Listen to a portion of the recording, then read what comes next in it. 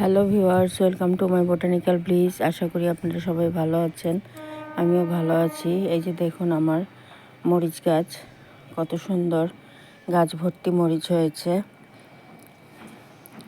আমি এই মরিচ গাছ প্রতিস্থাপন করেছি যেভাবে আমি মাটি বানিয়েছি 50% বাগানের মাটি, 30% গোবর সার, 20% কোকোপিট দিয়ে এইভাবে মাটি তৈরি করলে গাছে ফুল ফল প্রচুর হয় আর খুব সুন্দর লাগে।